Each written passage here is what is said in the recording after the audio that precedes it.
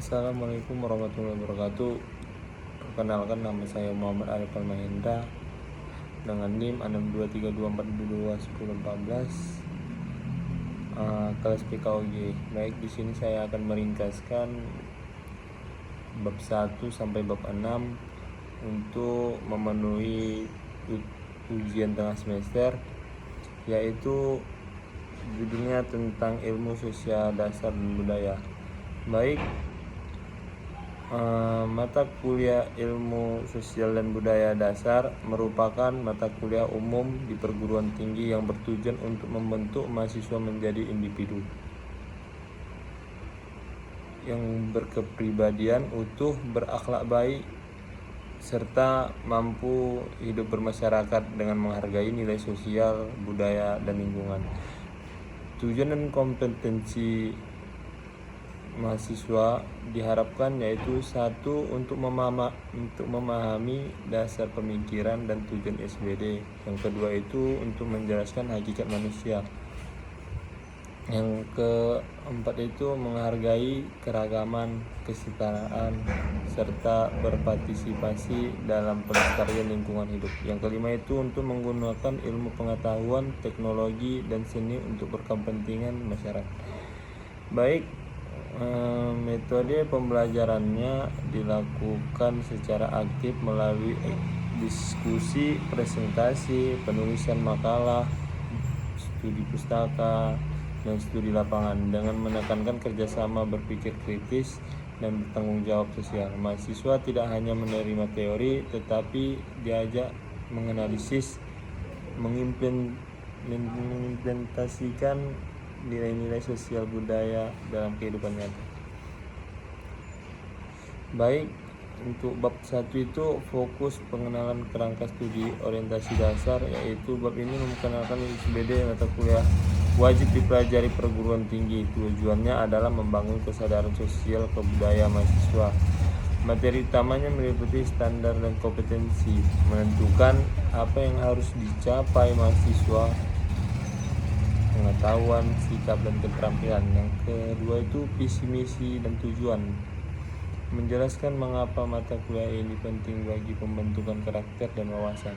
Ketiga itu pendekatan interdisipliner, menekankan bahwa ISBD tidak terdiri sendiri, melainkan memadukan sudut pandang dari berbagai ilmu sosial, sosiologi, antropologi, sejarah.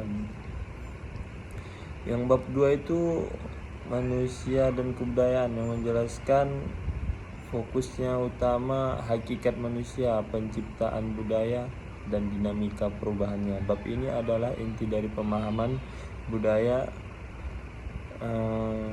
fungsi akal budi sebagai pembeda manusia, memungkinkan penciptaan kebudayaan.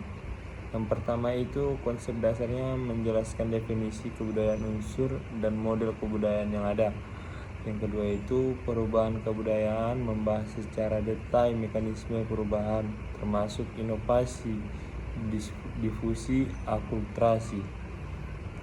Masalah kontemporer itu menganalisis dampak globalisasi yang perlu adaptasi serta pemahaman multikulturalisme sebagai ideologi dalam masyarakat majemuk. Yang bab 3 itu menjelaskan manusia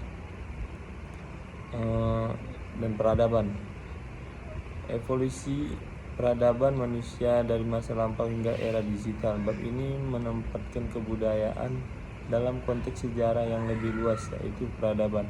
Asal-usul peradaban memberikan sorotan historis dimulai dari peradaban awal seperti Mesopotamia dan melacak perkembangan konsep peradaban dari masa klasik. Yang bab 4 itu fokus sebagai individu dan masyarakat. Bab ini membahas manusia dalam dua definisi, sebagai entitas tunggal individu dan sebagai bagian dari sistem sosial. Pertama itu konteks masyarakat Indonesia, membahas ciri khas dan kompleksitas masyarakat Indonesia beragam. Yang kedua itu urbanisasi dan urbanisme, menganalisis fenomena perpindahan penduduk ke kota dan gaya kehidupan yang terbentuk di dalamnya. Yang ketiga itu struktural dinamika. Bagaimana manusia berkomunikasi membentuk pola hubungan. Oke, yang baik untuk bab 5-nya manusia, nilai moral dan hukum. Di sini menjelaskan fondasi etika tata tertib dalam kehidupan bermasyarakat. Bab ini membahas norma-norma yang mengatur perilaku manusia agar tercipta keteraturan. Yang pertama itu sistem nilai, menjelaskan konsep nilai yang dianggap penting, termasuk filsafat nilai dan sebagai jenisnya. Moral estetika membahas moral sebagai penentu baik buruknya perbuatan dan pentingnya kesadaran moral. Yang ketiga itu hukum, mengulas peran hukum sebagai aturan formal yang memaksa. Yang keempat itu keadilan